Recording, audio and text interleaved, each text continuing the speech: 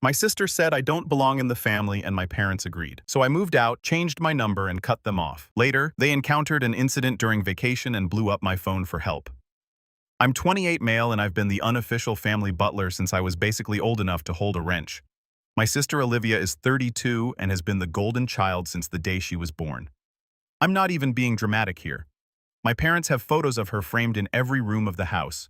Me, I think there's one picture of me from high school graduation shoved in a drawer somewhere. Maybe. Growing up, the difference in treatment was so obvious that even the neighbors noticed. Olivia got piano lessons, dance classes, summer camps, and a brand new car when she turned 16. I got hand-me-down clothes from our cousin and a lecture about responsibility when I asked if I could do soccer. Apparently, activities cost money, and money was tight, except money was only tight when it came to me. When Olivia went to college, my parents paid for everything. Tuition, room and board, spending money, spring break, trips, the works. She graduated with a degree in communications and zero debt. I went to community college and worked full-time at a warehouse to pay for it myself. Took me 6 years to finish my accounting degree because I could only take 2 classes per semester while working 50-hour weeks. My reward for graduating, a text that said, "Proud of you, champ," with a thumbs up emoji. No party, no gift, just an emoji. But hey, at least I learned self-reliance, right? The real kicker is that Olivia never actually did anything with her degree. She worked random admin jobs for a few years, then met her husband Brad at some networking event. Brad's family has money, like serious money. His dad owns a chain of car dealerships across 3 states. So Olivia became a stay-at-home wife with a housekeeper and a personal trainer. She doesn't work, but somehow always has opinions about everyone else's work ethic. It's a special kind of irony. My parents treat Brad like the son they always wanted, which is hilarious because I'm literally their son. But sure, Brad's the favorite. He plays golf with my dad every Sunday, and my mom constantly shares his Facebook posts about entrepreneurship and success mindsets. The guy inherited a business and acts like he's Warren Buffett. Meanwhile, I work as a financial analyst at a mid-size firm. Good job, decent pay, nothing flashy, but stable and respectable. My parents have never once asked me about my work. Not even the basic, "how's the job going" conversation. But they can tell you Brad's golf handicap and his thoughts on the current market trends. About 3 years ago, my parents bought Olivia and Brad a house as a wedding present. A whole actual house, 4 bedrooms, 3 bathrooms in a nice suburban neighborhood with good schools for the kids. They were planning to have market value around $450,000. My dad said it was an investment in their future. When I asked if they'd help me with a down payment on a condo, my dad literally laughed and said I needed to learn to manage my money better. This is the same man who just dropped $500,000 on his daughter's house. The math wasn't matching. So yeah, I stopped asking for anything a long time ago. I handled my own life, got my own apartment, furnished it myself, built my career, did the adult thing without any help. I wasn't bitter about it. Okay, maybe I was a little bitter, but I just accepted that this was how things were in our family. I was the backup child, the spare, the one who existed in case Olivia needed something. And oh boy, did Olivia need things constantly. Her car breaks down. Call me. Her internet isn't working. Call me. She needs furniture moved. Call me. Brad's out of town and she's scared of a weird noise in the house. Call me at 11 p.m. I'm the on-call handyman, IT support, and emotional support animal, all rolled into one convenient brother-shaped package. The messed up part is I usually showed up. Not because I enjoyed being used, but because I kept thinking maybe this time they'd appreciate it. Maybe this time they'd actually say thank you and mean it. Maybe this time I'd feel like I was actually part of the family instead of the hired help. Spoiler alert, that never happened. Every favor I did was either treated like it was expected or like I'd barely done anything at all. I spent 6 hours helping them move into their new house carrying boxes in August heat, and my dad handed me a $20 bill at the end and said, "Good hustle today," like I was part of the moving crew they'd hired. Olivia didn't even say thanks. She was too busy directing Brad on where to hang their wedding photos. Last year my car died, not broke down, not needed repairs, fully died. Engine seized up, transmission shot. The whole thing was beyond repair. The mechanic took one look and basically said I should donate it for scrap. I needed a car for work since I have to drive to client meetings, and I didn't have enough saved for a decent down payment after helping my parents pay for their new roof a few months earlier. Yeah, you read that right. I helped pay for their roof because they didn't have the liquid cash available and it was an emergency. I gave them $3,000 from my savings. Still haven't been paid back, but who's counting? So when my car died, I asked my parents if they could help me with a loan. Not a gift, a loan. I offered to pay them back with interest. My dad said they couldn't help because they were financially stretched after buying Olivia's house and helping Brad's dad with some business expansion. The same dad who drops $200 on golf games every weekend somehow couldn't help his son buy reliable transportation for work. I ended up taking out a high-interest loan from a credit union and buying a used sedan that was decent enough. It wasn't fun making those payments, but I handled it because that's what I do. I handle things. The family dinners were always the worst. My parents insisted on Sunday dinners at their place every week. It was supposedly about family bonding, but really it was just an opportunity for everyone to talk about how amazing Olivia and Brad's life was while I sat there like a potted plant. They'd go on and on about Brad's latest business deal or Olivia's new Pilates studio membership or their upcoming trip to Cabo. Meanwhile, if I tried to mention anything about my life, the conversation would last about 30 seconds before someone redirected it back to the golden couple. I mentioned I got a promotion to senior analyst last year, a pretty big deal with a significant raise. My mom said, "That's nice, dear," and then immediately asked Olivia about her plans for redecorating their living room.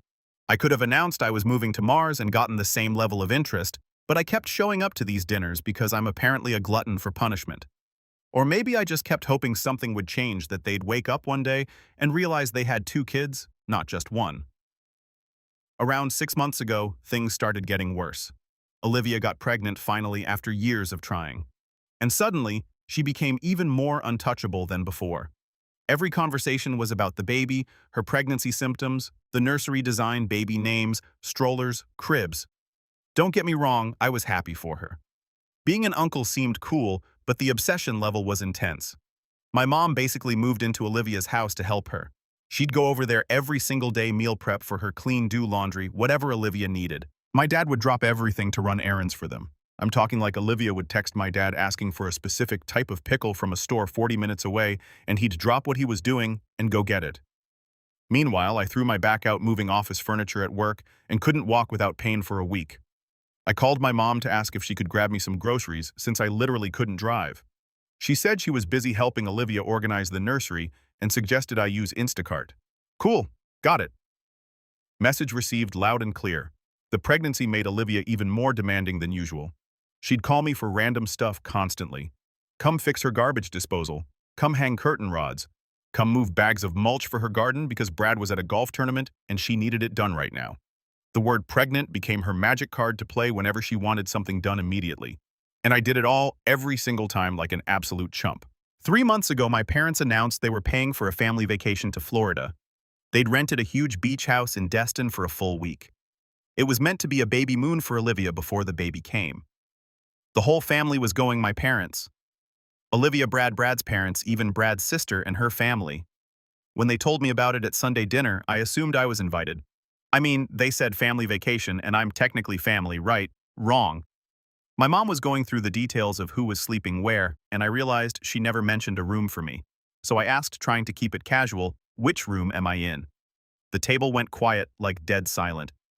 Everyone just kind of looked at each other with these awkward expressions. Finally, my dad cleared his throat and said, "Well, sport, this is really more of a trip for Olivia's immediate family circle. The beach house only has so many rooms, and with Brad's family coming, it's already pretty tight on space." I just sat there processing that they were calling it a family vacation, but I wasn't included in the family. Brad's sister's kids were invited, but not me. Brad's parents, who I barely knew, were coming, but not their own son.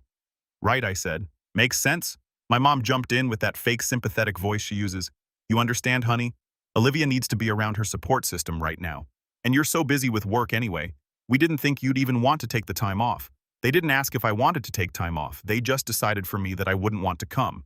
Or more accurately, they decided they didn't want me there. Olivia hadn't said anything during this whole exchange. She was just pushing pasta around her plate, not making eye contact. Brad was scrolling on his phone like this was the most boring conversation ever. Neither of them stood up for me or suggested maybe they could make room. "Yeah, no problem," I said. "I've got projects at work anyway." We finished dinner with everyone pretending that incredibly awkward conversation hadn't just happened. I helped clear the table, like always, loaded the dishwasher like always, and drove home wondering why I kept putting myself through this. But that wasn't even the worst part. The worst part came 2 weeks later. It was another Sunday dinner, and they were going through final preparations for the Florida trip, which was happening the following week. My mom was making lists. My dad was talking about which restaurants they'd already made reservations at. And Olivia was complaining about whether the beach house had enough outlets for all her pregnancy stuff. I was sitting there, quiet, eating my pot roast, trying to tune it all out. Then Olivia turned to me and said, "Oh, by the way, we're going to need you to house sit while we're gone." Not asking, telling. "You want me to house sit your place?" I asked. "Both places," she said, like it was obvious. "Mom and Dad's house and ours. We need someone to water plants. Get the mail, make sure nothing looks vacant. You know basic stuff." "Can't you hire a house sitter?" I asked. Olivia rolled her eyes. "Why would we pay someone when you're going to be here anyway? Plus, we trust you. It's family helping family." There it was. Family helping family. The phrase that had been weaponized against me my entire life. They weren't family when it came to including me in their vacation, but suddenly were family when they needed free labor. Something in me just snapped. "No," I said. Everyone stopped eating and looked at me. "What do you mean, no?" Olivia asked, like I just spoken in a foreign language. "I mean, no. I'm not house-sitting for you." My dad set down his fork. "Son, your sister needs help. She's pregnant. This is important." "Then hire a house sitter," I repeated. "I'm sure there are plenty of services that do this professionally." Olivia's face turned red. "Up from his phone.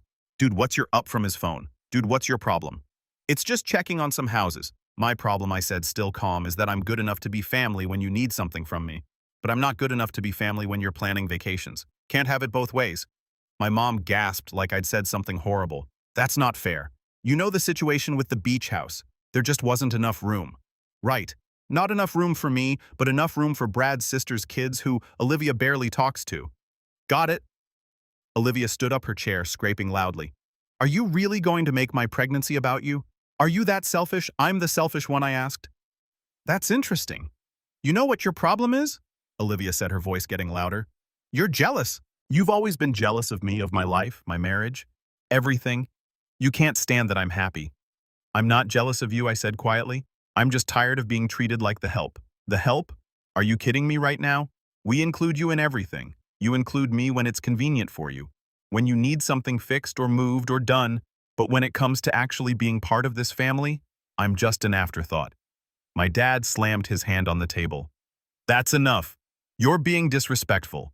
I'm being disrespectful. I've spent my entire adult life showing up for all of you. I helped pay for your roof. I help Olivia with everything she asks for. I come to these dinners every week, even though nobody actually cares about anything I have to say. And now I'm not even worth a spot on a family vacation." "It wasn't personal," my mom said weakly. "It's always personal, Mom. Everything you do is personal. You just don't want to admit it." Olivia crossed her arms. "If you're so miserable being part of this family, maybe you should just leave then." The table went silent again. Even Brad looked up from his phone at that one. "What did you just say?" I asked. "You heard me," Olivia said. "If being around us is such a burden, if you think we treat you so terribly, then maybe you just don't belong here. Maybe you don't belong in this family at all." I looked at my parents, waiting for them to shut that down, waiting for them to tell Olivia she'd crossed a line, waiting for literally any sign that they disagreed with what she just said. My dad just looked uncomfortable and found his pot roast very interesting. My mom stared at her plate. Neither of them said anything. "So that's it?" I asked. "You guys agree with her?" My dad finally looked at me. "Nobody's saying you don't belong, son, but you need to understand that Olivia is going through a lot right now, and maybe you could be more supportive instead of making everything difficult." There it was. Even when Olivia basically told me to get lost, it was somehow my fault for not being supportive enough. "Understood," I said, standing up. "Thanks for clearing that up." I grabbed my keys and walked out. Nobody stopped me. Nobody called after me. I sat in my car in their driveway for a full 5 minutes. Part of me hoping someone would come out and apologize or at least check if I was okay. Nobody came. I drove home and just sat there on my couch staring at the wall, processing what had just happened. My sister had basically disowned me at dinner and my parents had backed her up. After 28 years of being the family workhorse, I'd been told I didn't belong. You know what, fine. They want me gone, I'll be gone. I spent the next week making plans. I'd been considering moving to a different part of town anyway, somewhere closer to work. I found a decent apartment in a quiet neighborhood about 45 minutes away. 2 bedrooms, nice view, friendly landlord, signed the lease, paid the deposits and scheduled the move. Then I went through my phone and blocked all their numbers. My parents, Olivia, Brad, even extended family who might try to play messenger. Blocked on phone, blocked on social media, blocked everywhere. I changed my number and didn't give it to anyone who might pass it along. The Sunday before their Florida trip, they probably expected me at dinner. I didn't show up. I was too busy packing boxes. By Tuesday, I'd moved everything to my new place. I left my old apartment spotless and dropped the keys at the rental office. I didn't send a goodbye text, didn't leave a note, didn't make any dramatic announcements. I just quietly removed myself from their lives exactly like they'd wanted. They had told me I didn't belong, and I believed them. The beauty of it was that I'd timed everything perfectly. They left for Florida that Thursday. By the time they were landing in Destin, I was settling into my new place. Changed phone number programmed into my phone, old life completely disconnected. I spent that week actually relaxing for the first time in years. No random calls from Olivia asking me to fix things. No Sunday dinner obligation. No guilt trips or passive-aggressive comments. Just peace and quiet. On Saturday, 5 days into their trip, I was at a coffee shop near my new place reading a book and enjoying my morning when someone tapped my shoulder. It was Jackson, my old neighbor from the apartment complex. Cool guy. We'd hang out sometimes and talk about sports. "Hey man, someone's been looking for you," he said. "Your sister came by the apartment yesterday. She seemed really upset. Kept knocking on your door for like 20 minutes. Huh, I said. Weird. Yeah, weird. She left a note on your door. Something about a family emergency and needing you to call her ASAP. I figured you'd want to know." "Appreciate it," I said. "But I'm good." Jackson gave me a curious look but didn't push it. We chatted for a few more minutes about how I'd moved. Then he headed out. A family emergency. How convenient. I wondered what they could possibly need that classified as an emergency. Later that night, I was curious enough to check my old voicemail from before I changed numbers. I'd forwarded it to my email before disconnecting the line, and sure enough, there were messages. 15 missed calls from Olivia's number. 6 voicemails. I listened to the first one. "Hey, it's me. Listen, we have a situation down here and we really need your help. Can you call me back? ASAP. It's important." The second one. "Okay, I don't know why you're not answering, but this is serious. We need you to do something for us. Call me back right now." The third one, her voice getting more frantic. "Where are you? I've been calling for hours. Mom and Dad are freaking out. We need you to go to our house and take care of something. This is an emergency. Call me back." The fourth one. "I swear to God, if you're ignoring us because you're still mad about dinner, this is really immature. We have a major problem and you're the only one who can help. Pick up your phone." The fifth one. "Fine, you know what, I get it. You're upset, but can you please just put that aside for 1 second and help us? Please, I'm asking nicely. Just call me back." The sixth one was Brad. "Hey man, it's Brad. Look, I know things got heated at that dinner, but we really need you right now. Something happened with our house and Olivia's losing her mind. Can you just call us back, please?" I sat there listening to these messages feeling absolutely nothing. No guilt, no concern, no urge to call them back. Just a weird sense of calm. They needed me. Of course they needed me, because I was always there when they needed something, right? The reliable backup brother who drops everything to solve their problems. Except, I wasn't their brother anymore. They'd made that clear. I didn't belong in their family, remember? I deleted the voicemails and went to bed. The next day, I decided to do something I'd never done before. I reached out to my cousin Trevor. He lives a few states away, but we'd always gotten along when we were kids. We'd just drifted apart over the years, probably because my family never prioritized those relationships. I called him up, and we talked for 2 hours. Told him everything that had happened. He wasn't even surprised. "Dude, I've been watching them treat you poorly for years," Trevor said. "I stopped coming to family events because I couldn't stand seeing how they acted toward you. Your sister's always been a spoiled brat and your parents enabled it completely. Why didn't you say something I asked? Would you have listened? You kept showing up, kept helping, kept hoping they'd change. Sometimes people need to figure this stuff out on their own." He was right. I wouldn't have listened. I would have made excuses for them because that's what I'd been doing my whole life. Trevor and I made plans to meet up in a few weeks. Turns out I have other family who actually cares. I'd just been too focused on winning approval from the people who'd never give it to me. Monday afternoon, a week after their trip started, I was at work in a meeting when I noticed someone kept trying to reach me on my work line. My assistant knocked on the conference room door and said I had an urgent call. It was my mom's voice. She'd somehow tracked down my office number. "Honey, thank God. We've been trying to reach you for days. Why aren't you answering your phone?" "I changed my number," I said flatly. "You what? Why would you do that?" Seemed like the right move. "What do you want, Mom?" "We need you to go to Olivia's house right now. There was a pipe burst in their basement while we've been gone and there's water everywhere. The house is flooding. You need to go turn off the water main and call a plumber. That sounds like a problem, I said. Yes, it's a huge problem. That's why we need you to go handle it right now. Have you tried calling a plumber directly? Or maybe a property management service? I'm sure there are 24-hour emergency services for this kind of thing. What? Why would we call strangers when you can just go handle it? You know the house. You know where everything is. Actually, Mom, I can't help you with this. Silence on the other end. What do you mean you can't help us? I mean I can't. I'm at work. I live 45 minutes away now, and honestly, it's not my problem, not your problem. This is your sister's house. She's pregnant. Do you have any idea how stressed she is right now? Then maybe Brad should have stayed home instead of going on vacation. Or maybe you guys should have hired a house sitter like I suggested. You're seriously going to let your sister's house flood because you're still mad about that dinner. I'm not mad about anything, Mom. I'm just not available to help. You guys made it pretty clear I'm not part of the family. So I don't see why family emergencies are my responsibility. That's not what anyone said. That's exactly what Olivia said, and you and Dad agreed with her. I'm just respecting your wishes. This is ridiculous. You're being a child. I'm being consistent. Look, I've got to get back to my meeting. Good luck with the flooding situation. I hung up before she could respond. My hands were shaking a little bit, not from fear, but from the adrenaline of actually standing up for myself for once. It felt strange, foreign, but also kind of good. The calls kept coming to my work line.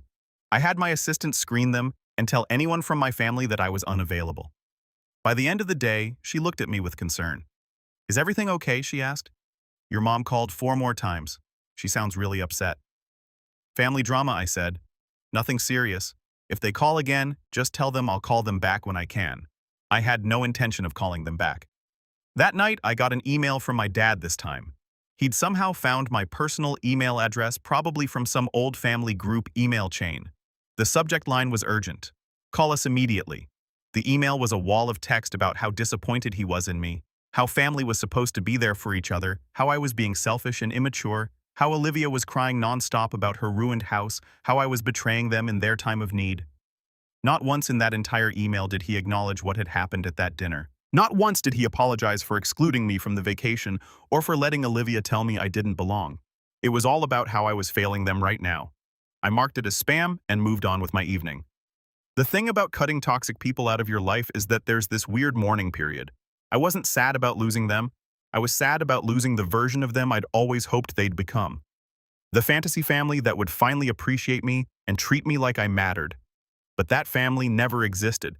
I'd been chasing a fantasy for 28 years. By Tuesday, the calls stopped. I figured they'd handled their flooding situation somehow.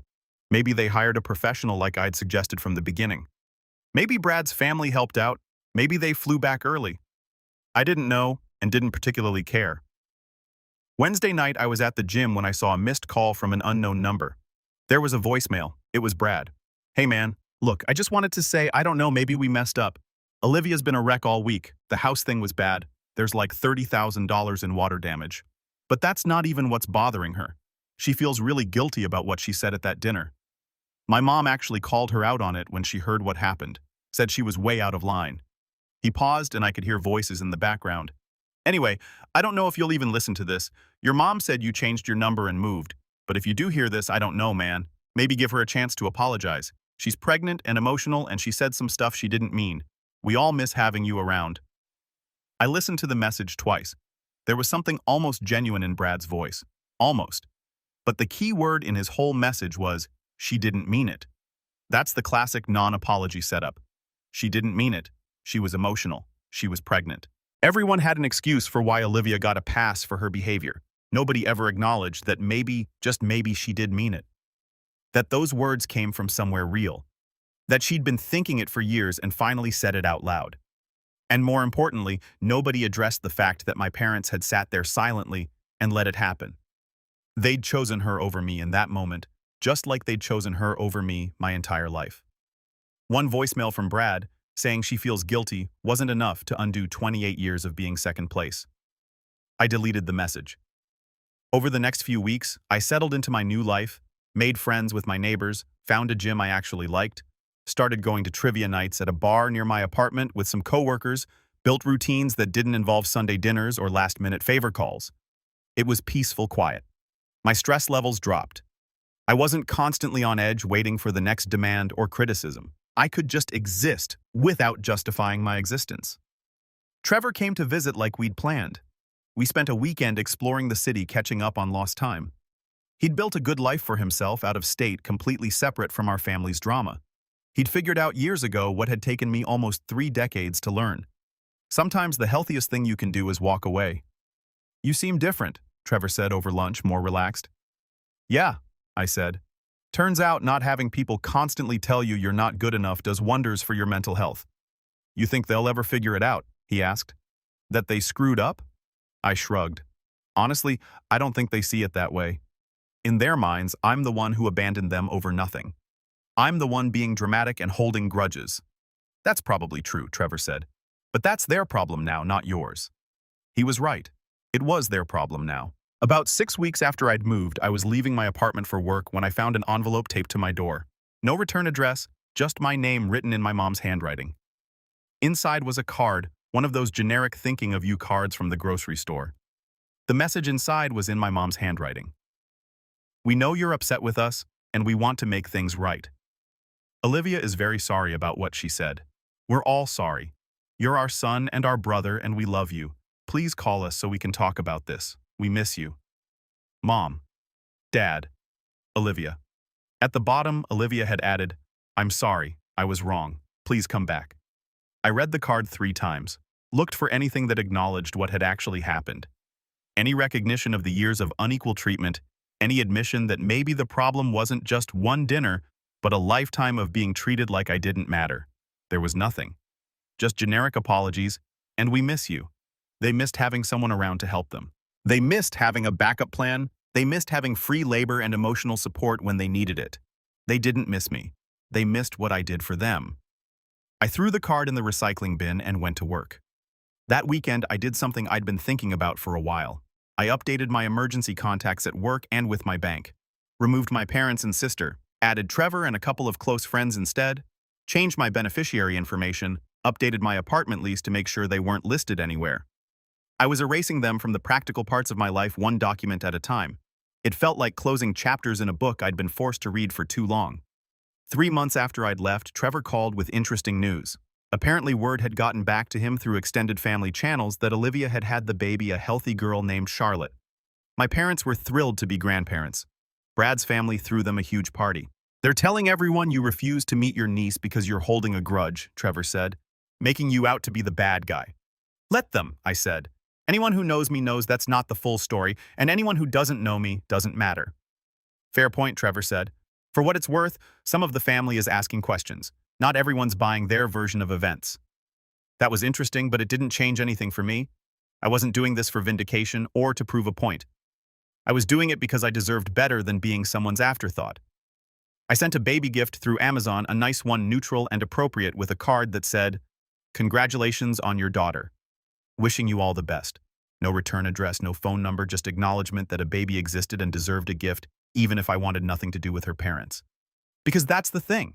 I didn't hate them. I wasn't even angry anymore. I just didn't want them in my life. There's a difference between holding a grudge and choosing not to let people hurt you anymore. 4 months in, I started dating someone from work. Nothing serious yet, but it was nice. She asked about my family and I gave her the simplified version. We're not in contact. It's complicated but necessary. She didn't push for details, which I appreciated.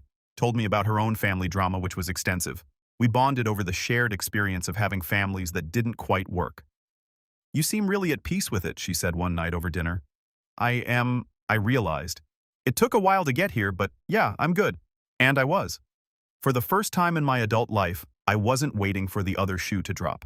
Wasn't bracing for the next demand or criticism. Wasn't measuring my worth by whether my family approved of me. I was just living my life, working my job, building relationships with people who actually valued me being a person instead of a tool. 6 months after I'd walked away, I got a Facebook message from Brad. I'd forgotten to block him on that platform, mainly because he'd never really been the problem. He was just married to it. "Hey man, I know you probably won't read this, but I wanted you to know something. We had a family gathering last week and some stuff came up. My mom asked where you were, and when Olivia explained, my mom basically ripped into her and your parents and said she couldn't believe they'd treated you that way for so long. Called them out on all of it. The message continued. It was really uncomfortable, but someone needed to say it. Olivia cried. Your mom got defensive. Your dad just sat there looking shocked. I don't know if it'll change anything, but at least someone finally said what needed to be said. I should have said something sooner. I'm sorry I didn't. You deserved better, man. I read the message but didn't respond. It was nice that Brad's mom had called them out. Nice that someone had finally said something, but it was 6 months too late and from the wrong person. If my own parents couldn't figure out on their own that they'd treated me poorly, having it pointed out by an in-law wasn't going to create any lasting change. They'd probably feel embarrassed for a week and then go back to their normal patterns. That's how people like that work. They're sorry when they get caught or called out, but not sorry enough to actually change their behavior long term. I left Brad on read and went about my day. Now it's been almost a year. My new life is fully established. I've got a solid friend group, I'm up for another promotion at work, and I'm genuinely happy. Not performatively happy, not things could be worse happy, actually happy.